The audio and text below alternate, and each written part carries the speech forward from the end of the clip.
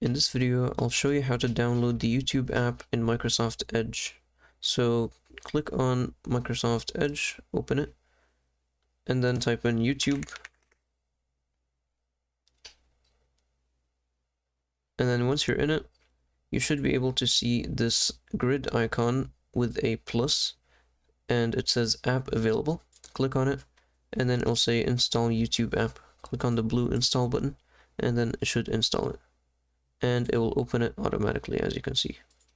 So we can just close this, and when you close the YouTube app and then minimize this, you will be able to find the YouTube app by typing in YouTube here, and you can find it right here. Right click, open file location, and you'll find it right here. You can drag this out to the desktop if you need. And that's it. If you found this video helpful, please don't forget to like and subscribe.